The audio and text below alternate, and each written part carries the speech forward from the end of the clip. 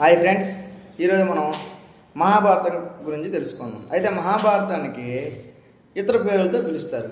అయితే జయ సంహిత, పంచమవేదం, పర్వాణి అని వేరు పేర్లతో పిలుస్తారు. అయితే దీనిని సంస్కృతంలో వ్యాస మహర్షి రచించాడు.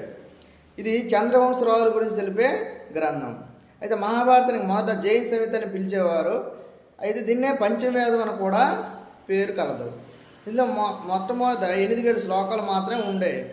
అయితే ప్రస్తుతం 1,00,000 శ్లోకాలు మాత్రమే ఉన్నాయి. అయితే హరివంశంతో కలిపి భారతాన్ని మహాభారతాన్ని కూడా పిలుస్తారు. అయితే ఇప్పుడు మహాభారతాన్ని సంస్కృతంలో మహాభారతంలో 100 పర్వాలు కలవు. అయితే దీన్ని తెలుగులోకి 18 పర్వాలుగా చెప్పడం జరిగింది. మహాభారతం కథను వైశేపాయనుడు జనమేజయునికి చెప్పడం జరిగింది.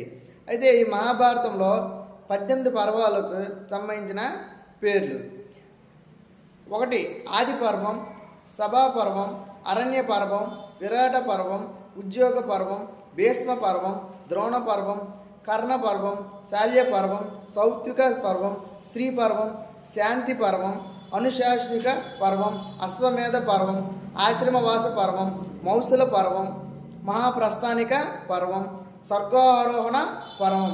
అయితే ఈ మహాభారతంలో ఈ 18గా ఉన్న వీటి నుండి ఘట్టాల నుండే రావడం జరిగింది.